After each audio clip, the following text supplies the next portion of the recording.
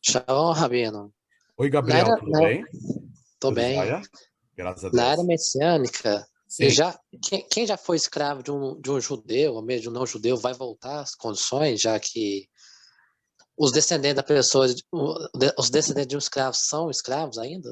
Não, então, o Mashiach, ele vai revelar aspectos positivos e não restrições, tá? Ele vai revelar coisas boas e positivas, mas quando se perdeu o conceito de escravidão, então não haverá mais esse conceito, porque a escravidão, ela impõe uma certa restrição, né? Então, não existirá isso aqui. O que haverá no futuro é que o povo de Israel, em primeiro lugar, o povo de Israel hoje em dia está descaracterizado, porque boa parte do povo de Israel hoje em dia não leva uma vida mais espiritualizada, mais religiosa. Infelizmente, o povo de Israel foi muito influenciado pelos problemas da diáspora, da dispersão, da aculturação, da influência dos outros povos e do distanciamento de suas tradições, particularmente nos últimos 50, 70 anos depois do Holocausto. Os judeus passaram por poucas e boas, mas futuramente os judeus vão recuperar o seu verdadeiro nível espiritual, o seu nível espiritual original. Eles servirão de inspiração para todos os povos do mundo. Então, os povos do mundo vão ser orientados pelos judeus, não só por poucos judeus, mas todos os judeus e todo o povo de Israel estarão proximamente, com a revelação do Mashiach, orientando a humanidade inteira. O maior orientador de todos, disparado, vai ser o Mashiach. Mashiach vai ser o maior educador de todos os tempos. Ele vai superar em liderança até Moshe. Como é chamado Moshe? Moshe está acima dos profetas. Ele não é chamado de profeta, Moisés. Ele é chamado Moshe Rabbeinu. Moisés, nosso mestre, nosso rabino. Daí vem a palavra rabino, português, que vem do latim, que vem do grego, que vem do hebraico. Rabbeinu, nosso Raf, Rabbeinu faz surgir a palavra rabino, né? Então, em termos de liderança, o Mashiach vai ser maior ainda que o Moshe. E o Mashiach vai liderar não só o povo de Israel, mas o mundo inteiro. Mais de 7 bilhões de pessoas, e vamos dizer que o mundo tem muito espaço, pessoal. Não pense que a humanidade não ocupa quase nada do mundo. É uma parcela ínfima do mundo que é ocupada pela humanidade. 125 milhões de quilômetros quadrados é muita coisa. 7 bilhões e meio de pessoas não conseguem ocupar os 125 milhões. Se bem que a maioria é água, né? 70% oceanos. Mas Deus vai dar um jeitinho de ter lugar para todo mundo. Com a ressurreição dos mortos, vão surgir talvez 1 bilhão de judeus falecidos de todas as épocas, e entre os não-judeus, talvez tenha 10 vezes mais, uns 10 bilhões de pessoas. Vai falar o quê? Então, quer dizer, em vez de 7 bilhões de pessoas, 7 bilhões e meia vão habitar a Terra mais de 20 bilhões de pessoas. Ainda assim, Deus é o Todo-Poderoso, ele pode fazer o que ele quiser, não existem limites. Ele vai dar um jeitinho de ter lugar para todo mundo, com conforto, com espaço, vai ser tranquilo. Esse é um dos aspectos, quando voltarem todos os entes queridos, principalmente aquelas pessoas que foram boas, que tiveram um bom coração, etc, etc. Todo mundo vai voltar e tem lugar o suficiente. E não sei o que vai ser. Eu tô só conjecturando, né? Mas o universo inteiro é um espaço gigantesco, o universo inteiro. Quem sabe se futuramente o playground, o parque de diversões da humanidade, vão ser as galáxias, o universo inteiro, porque a gente vai ter o tempo inteiro pela frente, nós vamos ter a eternidade. Então vai ter tempo suficiente para transformar o universo inteiro num shopping center, quer dizer, num playground. Alguma coisa parecida. Tá bom, Obrigado, pessoal? Rabino. Mas é, né? Tudo de bom. Mais uma pergunta? Fala, Marcos. Teu microfone tá ligado? Acho que não. Teu microfone tá ligado? Ah, tá ligado. Ah, tá. Pode falar. Então, eu ia fazer uma pergunta, mas só fazer um comentário antes. Muitas dessas almas acabam reencarnando, né, Ravi? Mesmo assim, essa pergunta que você tem a do Zohar, como que uma alma que ocupa vários corpos, qual dos corpos haverá de se levantar? Todos. Porque a alma é um conceito muito genérico, muito geral. Então, a alma é uma partícula da alma que anima cada corpo. Ah, tá. Qual das cavidades da luva eu visto? Cada dedo da minha mão ocupa uma cavidade diferente da luva. Mas eu já dei esse exemplo. Quem veste a luva? São os dedos em cada cavidade? É a palma da mão preenchendo a cavidade destinada a ela? É a mão que preenche, que veste a luva? É a terminação do braço? É o braço? É o corpo? Não. Sabe quem veste a luva? Eu. Meus dedos, minha mão, a palma da mão, meu punho, meu pulso, meu braço, meu corpo, tudo isso aqui é anulado perante a minha personalidade maior. Sou eu que visto a luva. Então, vamos dizer que faíscas da mesma alma preencheram nos últimos milhares de anos centenas de corpos diferentes. Quem que está preenchendo os corpos diferentes?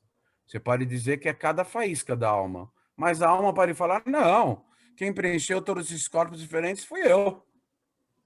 As minhas faíscas é como se fossem os dedos da mão. Eu não vou dizer que eu vesti uma cavidade da luva, a outra cavidade da luva. Não, eu vesti a luva inteira. E não foram os meus dedos que vestiram a luva. Não foi a minha mão que vestiu a luva. Fui eu que vesti a luva. Então a alma, ela vai preencher todos os corpos. E como Mas, assim? Cada faísca da alma, de acordo com as mitzvot que conseguiu elevar dentro de cada corpo.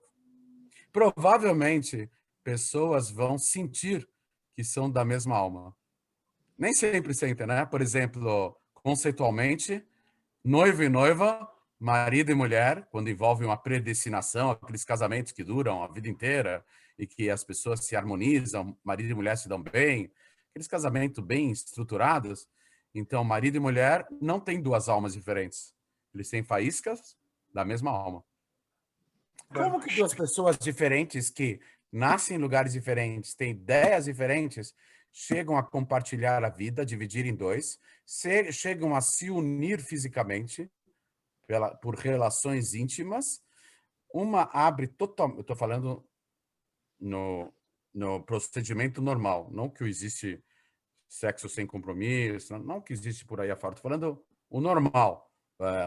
Então, como que pessoas abrem mão da sua própria intimidade, dividem o seu corpo com o seu cônjuge, se unem fisicamente, têm filhos juntos, se dedicam para os filhos? Como pode ser que duas almas se unem tanto, não só no aspecto físico, no aspecto espiritual, na educação dos... Qual é a maior união entre o casal? É a intimidade física? De jeito nenhum. É o filho nascido, porque ele tem características genéticas do pai e da mãe. Não existe união maior do que o casal, do que um filho nascido. Ele é a combinação física dos dois. Como isso é possível? Isso só é possível mesmo, quer dizer, possível mesmo. É a melhor forma de refletir um aspecto espiritual nesse mundo quando marido e mulher são faíscas da mesma alma. Aí tudo ok. Não são duas almas, é uma alma só. Então não tem o que falar. Uma alma só, através dos dois corpos, eles se unem. Através dos dois corpos, eles dão origem a outras pessoas que têm características tanto de um corpo como do outro. Mas não são duas almas, são faíscas da mesma alma. Então é uma alma só que está atuando aí. É outra consideração. uau. Ravi, mas eu vou lhe incomodar agora com a primeira pergunta que eu ia fazer. Por favor, Marcos. Então, o Beit HaMikdash, mesmo hoje em dia, em Israel, eu ouvi falar, não sei se procede a informação, que ainda se faz muito essa questão do ano sabático, só que aí eles adaptam.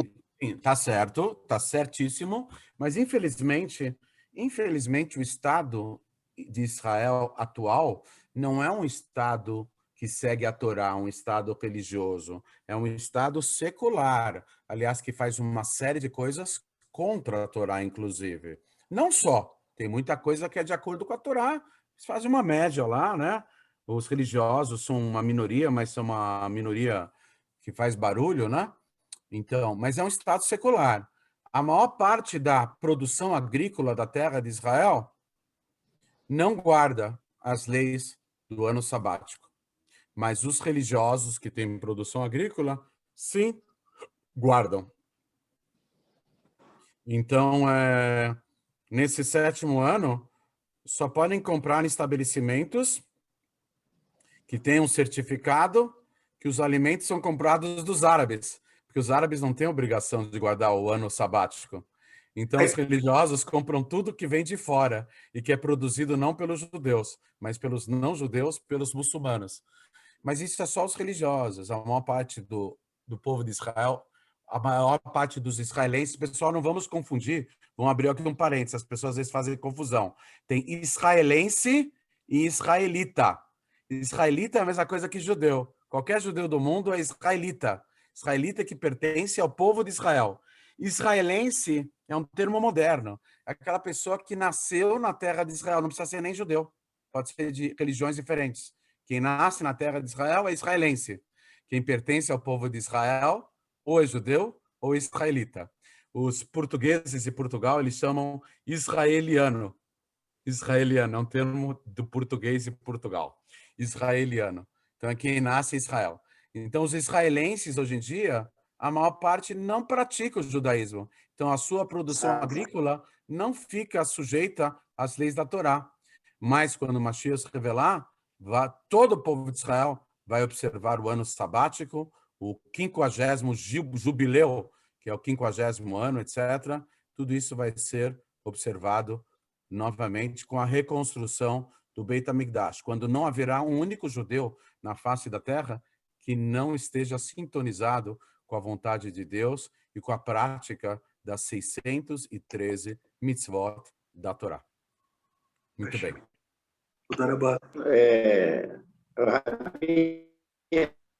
Fala, Renato. Boa noite. Vou botar aqui. Tudo bem? Tudo bem, Rabino. Graças a Deus.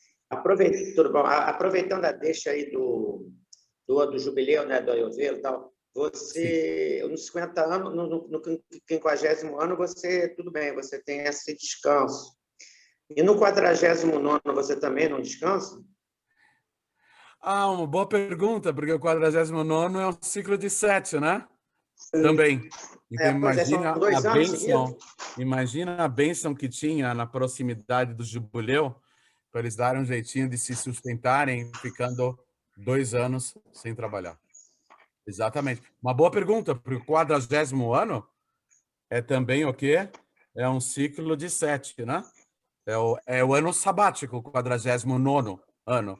Então, eles paravam 2 anos. Tá? Mas aí tinha uma bênção muito especial, muitas particularidades dessas leis. A gente só acaba se convencendo de que elas são divinas, porque nenhum ser humano, por mais brilhante que fosse, por mais genial que fosse, poderia criar leis tão sofisticadas, tão complexas, tão abrangentes e, ao mesmo tempo, tão profundas. Muito bem. Mais alguma pergunta, pessoal? Toda. Fala, Renatinho. Alguma pergunta a mais, pessoal? Vamos aproveitar a ocasião. Oi, Reb. Fala, Gabriel. Por favor, Gabriel. Eu tenho um amigo meu que é dono de um mercado. Ele está preocupado com a era messiânica de não ter mais clientes. Já que Ele está preocupado com a era messiânica por quê? Pelo fato de como ele vende frutas, arroz, feijão, Sim. ele não ter mais clientes, porque tudo vai estar bem disponível. Na verdade, ninguém vai precisar mais de dinheiro. O dinheiro vai desaparecer. O pessoal não fala isso para os bancos, mas os bancos, as instituições financeiras vão quebrar totalmente. Não vai mais existir banco, não vai mais existir nada disso. Por quê? Porque o sustento vai ser natural. As pessoas não vão mais precisar lutar pelo seu dia a dia, pelo sustento. Em primeiro lugar, que todas as árvores do mundo, imagine só, mais de 95% das árvores da Amazônia, a Amazônia é uma das florestas maiores do mundo, a maior floresta do mundo se chama taiga, fica na Rússia. Só que as árvores são bem distantes, 2, 3 metros uma da outra. Mas é a maior floresta do mundo, a taiga. Depois tem uma outra floresta que é a tundra, que fica em cima da taiga. E tem a floresta amazônica também, que é gigante, a mais rica em espécies, etc., né? Bio qualquer coisa, biosfera, coisa e tal. A mais rica do mundo é a Amazônia. E mais 95% das árvores não têm frutas. Imagine só, todas as árvores do mundo inteiro darão frutos pelo menos uma vez por mês. As hortaliças, elas vão crescer numa quantidade tão grande que elas vão invadir todas as vias públicas de todas as cidades do mundo. O pessoal vai poder comer à vontade. Não vai mais ter problema de sustento. Não vai haver mais, a começar pela alimentação. E outros milagres ocorrerão. Por que as pessoas vão precisar? Escuta, mas se o pessoal ficar de papo pro ar, vai virar tudo bandido. Vai virar tudo marginal, porque quem não trabalha fica com titica de galinha na cabeça porque não tem o que fazer, e ficando, não tendo o que fazer, vai acabar fazendo besteira. O quê? Todo mundo vai virar marginal, vai virar pivete? Vai virar o quê? O mundo inteiro vai se transformar num gigantesco complexo do alemão? Lá lá do Rio de Janeiro, do morro lá do Rio? Não. As pessoas, já que Deus vai se revelar mais no mundo, as pessoas vão estar super ocupadas em se entreter na sabedoria infinita do Criador que estará revelado no mundo. As pessoas não vão ter tempo de trabalhar, porque elas vão estudar quase que 24 horas por dia, mas não livros. Hoje em dia nós nos esforçamos bastante para estudarmos livros, textos, mas futuramente vai haver reality show. Ninguém vai se lembrar mais do BBB, Big Brother Brasil, ou reality show. Deus vai mostrar a Torá inteira, não por meio de textos, ele vai mostrar cenas. Nós vamos ter... Vocês acham que o YouTube é o site maior de repasse de vídeos do mundo inteiro? O pessoal vai esquecer do YouTube, não vai precisar nem entrar na internet. Deus vai mostrar um vídeo atrás do outro, uma cena atrás da outra, para nos mostrar, nos ensinar sobre a sabedoria infinita dele. Nós vamos ver reality show, ao vivo, online, o tempo todo. Deus nos mostrando cenas para nós aprendermos sobre a sabedoria infinita de Deus. Nem texto. A gente, hoje em dia, uma grande pergunta para estudar a Torá, o pessoal tem que, fala, queimar pestana. Tem que forçar a vista, tem que saber ler. Puxa, para que tanto texto? Parece sessão de leitura dinâmica, o Sidur, as rezas, blá, blá, blá, blá, blá, blá, blá, blá, blá, blá, lê, o Talmud inteiro, o Tanakh inteiro, a Bíblia inteira, a Mishnah inteira, a Halakha inteira, milhões de livros, quanta leitura! Então Deus vai dar um presentinho, já que o pessoal se esforçou tanto em ler textos, futuramente vai ser tudo reality show, cenas mostradas na frente dos olhos das pessoas. As pessoas vão estar o tempo todo se entretendo na sabedoria infinita de Deus, de um Deus revelado, então não vão ter tempo para trabalhar. E como vão se sustentar? Porque haverá uma fartura no aspecto material impressionante no mundo inteiro. Isso no primeiro estágio, na era messiânica e no comecinho do mundo vindouro. Mas existe uma ideia, tem várias ideias. Existe uma ideia que bem para frente no mundo vindouro, a pessoa vai parar de comer, beber, ela já vai ser imortal, não vai mais morrer e não vai ter mais doenças. Vai parar de comer, beber, ir ao banheiro e se reproduzir. Isso é uma ideia. Tem uma outra ideia que fala que não. Não vai mais precisar elevar faíscas divinas comendo, bebendo, se reproduzindo, etc. Mas que as pessoas vão continuar fazendo isso. As pessoas vão comer por prazer. Vão comer por outros motivos, mas o corpo não vai precisar da comida. Por quê? Porque futuramente não será o corpo vivificado e alimentado pela espiritualidade da alma. Vai acontecer exatamente o contrário. O corpo, a raiz da espiritualidade do corpo vai se revelar dentro do corpo. O corpo vai ser mais sagrado que a própria alma e a alma vai entrar novamente no corpo na ressurreição, porque até então era a alma que sustentava, que dava vida ao corpo. futuramente será o corpo que... A gente não consegue nem entender isso aqui. Futuramente vai ser o corpo que vai dar vida à alma. Haverá uma inversão de valores e de aspectos. Hoje em dia, nós não temos muita noção do que seja isso. Nós temos ideia, mas não muita noção. A mesma coisa em relação a Hassidut e Kabbalah.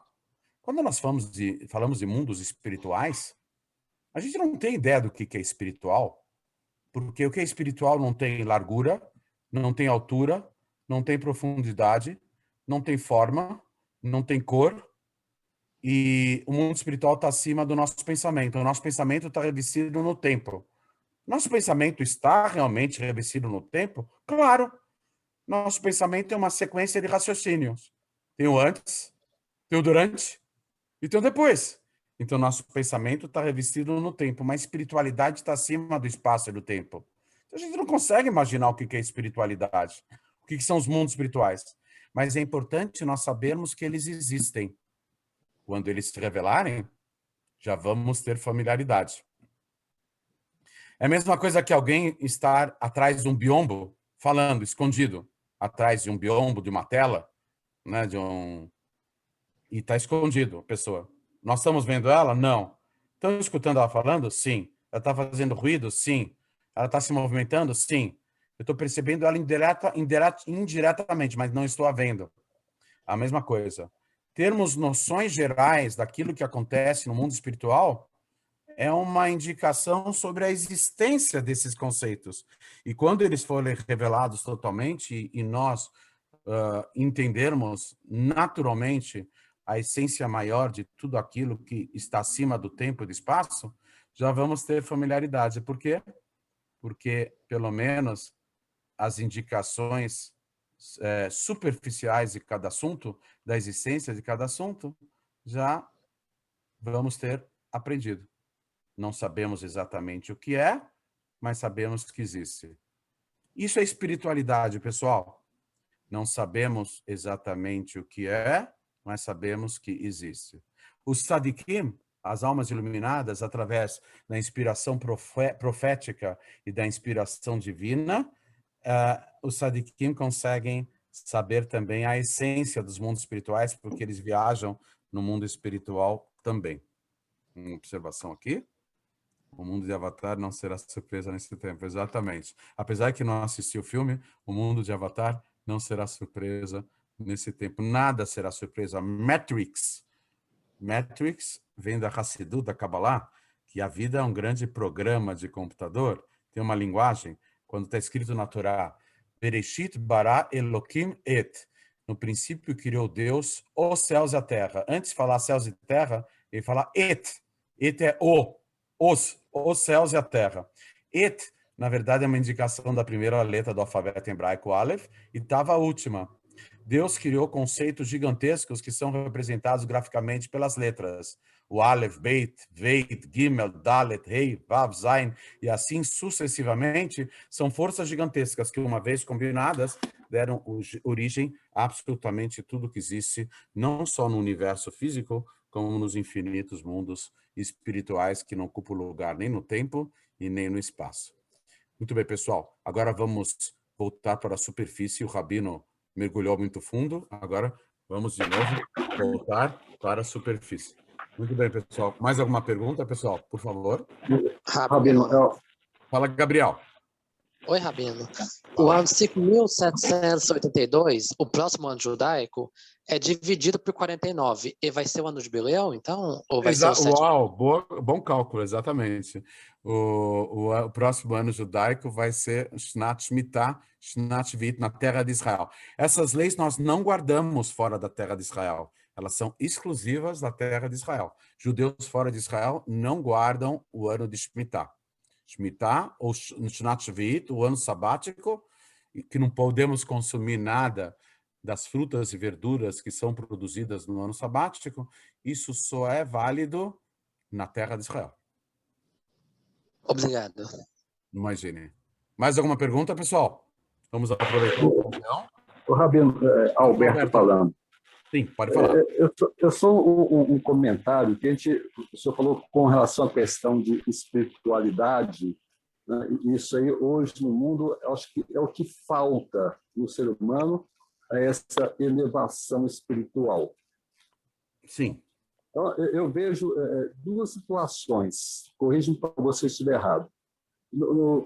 O Eterno criou o mundo em 6 dias, e no 7º dia ele descansou. Sim. Então, é um momento onde há o quê? Uma ligação do homem com o Eterno. Então, uma elevação espiritual. Sim. Interessante, né, nesse período de Shemitah, tá? O homem pensa tanto só no lucro, só enriquecendo, e chega no momento, né, aí vem a jogada do 7. Sim. Tá? Exatamente. Passa, por isso que ele é chamado também ano sabático, porque está ligado com o Shabat. Justamente. E o 7º milênio também está ligado com o Shabat. Nós estamos no final do 6º milênio. Então, existe essa jogada do 7. Então, nesse período de 6 anos, no 7º, que é o ano do Shabat, Deus, olha, dá um tempinho aí. Então, vamos esquecer um pouco só de lucro. Pare e vamos pensar um pouquinho. Uma forma, talvez, dele equilibrar a humanidade. É verdade. Então, a era messiânica não será só para o povo de Israel, será para toda a humanidade. O Shabat ele é recebido 20 minutos antes do escurecer do dia, com o acendimento das velas de Shabat. Na cidade de Jerusalém, é 40 minutos antes do começo do escurecer do dia. Então, é o período que corresponde à nossa época, a revelação do Mashiach. O 7º milênio vai começar agora, um pouco antes, e será para a humanidade inteira, o período em que a humanidade inteira vai se elevar espiritualmente e, subsequentemente, Deus vai se revelar no mundo. A grande novidade da ressurreição dos mortos e do começo do mundo vindouro é que, se Deus se revelar no presente momento, o universo inteiro desaparece, porque ele vai ser ofuscado pela presença de Deus. A grande novidade do mundo vindouro é que Deus vai se revelar no mundo e ele não vai desaparecer. Haverá uma união total entre o físico e o material. Hoje em dia não é. Hoje em dia, entre o espiritual e o material. Hoje em dia, o espiritual é o oposto do material. Mas Deus é infinito. E ele é tão infinito que ele pode abranger até paradoxos. Então, ele vai nivelar o físico e o espiritual, a matéria e o espírito. E Deus se revelar agora, o universo desaparece. Quando Deus se revelar após a revelação do Mashiach, com a ressurreição dos mortos e o começo do mundo vindouro, Deus vai se revelar e, ao mesmo tempo, o mundo, o universo, não vai desaparecer. Haverá uma harmonização total entre o físico e o espiritual. O senhor comentou com relação à questão do Shabat, né, de acender as velas. Sim. Me surge uma dúvida. Se eu acendo após o horário, eu estarei profanando. Sim, então, isso quem guarda o Shabat. Por isso que não pode... a gente tem que avisar para os judeus que não são religiosos. Existem grupos reformistas que acendem velas à noite. Não pode, porque, na verdade, é uma proibição acender fogo no Shabat. Vou contar mais uma curiosidade.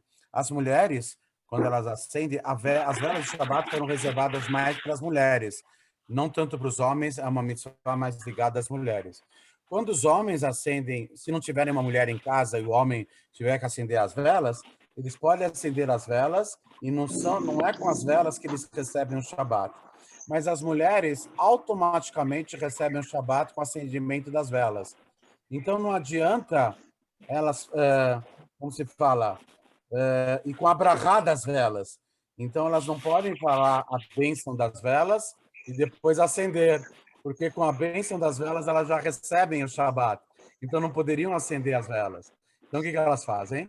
Elas acendem as velas, depois com a bênção elas recebem o Shabat, com os olhos cobertos, e quando elas descobrem os olhos, é como se elas tivessem aceso novamente as velas, porque elas aparecem acesas diante do olhar das mulheres, da visão das mulheres. Agora, os homens não precisam cobrir os olhos quando acendem as velas, porque eles não recebem o Shabat com a bênção das velas, eles ainda têm alguns minutos. Mas já que essa mitzvah foi destinada especialmente às mulheres, ao fazerem a brachá das velas, automaticamente elas já recebem o Shabat. Desculpa, eu te interrompi, Alberto, você queria falar mais alguma coisa? Não, sem problema, sem problema. É sempre um conhecimento a mais e nós agradecemos por isso. Então, quando eu acendo após... Eu não, né? Quando é acendido após o horário, é uma profanação, um sagrado profano. Sim. Antes, existe um limite, pode ser 20 minutos, 40, uma hora antes, tem um problema? Então... Não, então, existe, mas a partir do momento que a pessoa acende a vela, ela tem que assumir o Shabat. Então, se não assumir o Shabat, não tem validade nenhuma o acendimento das velas. Então, por exemplo, tem rabinos em Israel, eu conheci um rabino aqui no Brasil, que ele assumiu o Shabat a partir do meio-dia de sexta-feira. Não é normal, não é comum, mas pessoas especiais recebem o Shabat. O prazo mínimo é a partir da metade do dia, que é correspondente ao dia meio-dia e meio, por aí, da sexta-feira. Antes não pode receber o Shabat. Pessoas especiais, pouquíssimas pessoas, né, singulares, recebem o Shabat antes, mas a maioria das pessoas recebem o Shabat na hora, e tem muita gente que deixa para fazer tudo na última hora, e antes de começar o Shabat, sai correndo atropeladamente, faz tudo, e fala, pelo amor de Deus, eu tenho que fazer tudo antes que comece o Shabat. As pessoas desorganizadas ficam desesperadas, corrida contra o tempo, para fazer tudo antes de começar o Shabat. Ok, Rabino, muito obrigado, hein? Eu que agradeço a oportunidade. Mais alguma pergunta, pessoal? Nós temos mais 6 minutos. Vamos aproveitar o tempo. Vem no chat aí. Mais alguma pergunta? Rabino? Fala, Gabriel. Só mais uma pergunta. Por favor. Quando tem a palavra Shema Israel, Sim. Quando fala ouve aqui no Brasil, é uma expressão, às vezes, que pode indicar que a pessoa está chamando uma atenção. Quando eles falam ouve, é o mesmo sentido dessa atenção? Na verdade, é esse o sentido. O pessoal brinca, será que os judeus são tão surdos assim que Deus tem que falar ouve? Né? Na verdade, a ideia é o seguinte, olha que interessante. A geração que saiu do Egito, os judeus que saíram do Egito, eles viram Deus, viram entre aspas, porque Deus não tem cara nem corpo. Eles viram os grandes milagres de Deus. Eles viram a grande revelação de Deus por meio dos milagres. Mas a maior parte faleceu no deserto. Os filhos deles não viram. Ouviram dizer. Aonde tem que ter mais fé em Deus? Aqueles que veem ou aqueles que ouviram dizer? A geração que saiu do Egito não precisava muita fé, porque eles viram grandes milagres. Aquele negócio de falar, eu só acredito no que vejo. Papo furado. Para ver, você não precisa acreditar. É só confirmar aquilo que você viu e acabou. Testemunha ocular. Para acreditar, você não vê. Você acredita naquilo que não vê. Por isso que está escrito na frase máxima do judaísmo, ouve Israel. Porque ouvir dizer aciona o atributo da fé, a qualidade da fé. Ver não precisa de fé. Ouvir, sim. Ouvir dizer, a gente precisa ter fé. Eu ouvi dizer isso, ouvi dizer aquilo. Precisa ter fé. Eu vi. Não, para ver não precisa ter fé. Você viu, acabou. Você não tem nenhuma dúvida em relação ao que você viu. Então, tem uma ideia de que os filhos daqueles que faleceram no deserto e que ouviram dizer, era uma geração mais elevada, porque precisava ter mais fé. Então, eles eram mais elevados ainda, que acionaram a qualidade e o atributo da fé. Na verdade, ouve aqui tem um sentido de presta atenção, sim. Mas aqui não é um indivíduo, é o coletivo, né? Ouve Israel, é cada um de nós, mas é o coletivo, extensivo a toda a humanidade também, que todos nós temos que parar para pensar e prestar atenção de que o Eterno é nosso Deus e o Eterno é um. O Eterno é nosso Deus, uma relação de pessoalidade. A minha casa, a minha roupa, a minha mão, a minha mãe, o meu pai, o meu filho, o meu irmão, o meu marido, a minha esposa, o meu trabalho, o meu patrão, o meu empregado, a minha comida, o meu sustento, relação de pessoalidade. De repente a gente fala o meu Deus, o nosso Deus. É que a relação entre Deus e o homem tem que ser tão íntima a ponto de envolver pessoalidade. O meu Deus, o eterno, nosso Deus. Eu sou súdito dele e ele é o meu Deus. Eu assumo sobre mim o jugo divino, a majestade, a realeza de Deus. Eu me submeto, eu me subordino ao poder e à liderança e à majestade de Deus. Ouve Israel, o eterno é nosso Deus, o eterno é um. Então, o que é maior? Que ele é nosso Deus ou que ele é um? Ambos os aspectos são importantes. Ele é nosso Deus porque ele é um e tudo está unificado.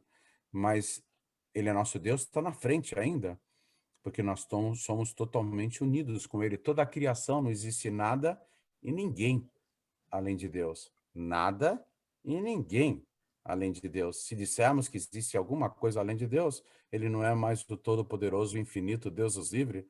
Ele é tão infinito que não existe nada e ninguém além dele. Como? Mas eu estou aqui?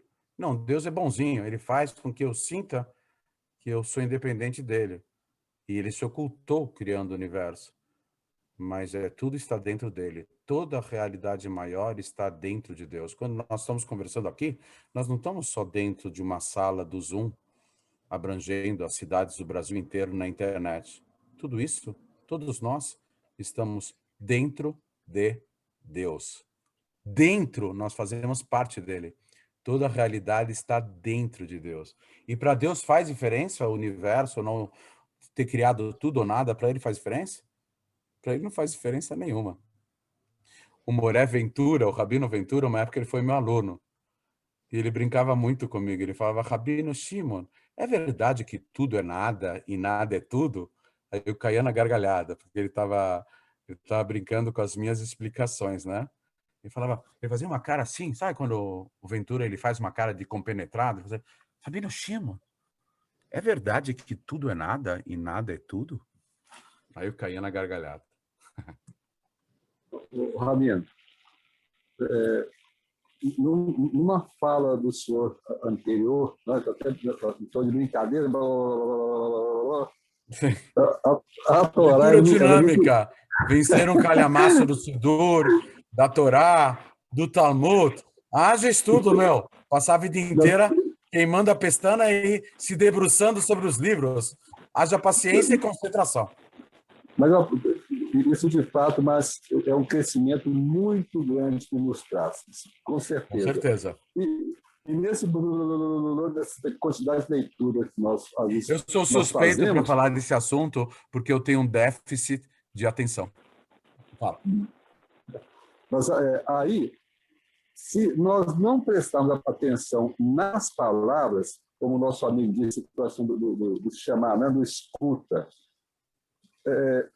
num versículo, eu estava observando nessa paraxá, semana passada, certamente nas anteriores também. Num versículo, o Eterno utiliza dois verbos. Primeiro, o Eterno fala como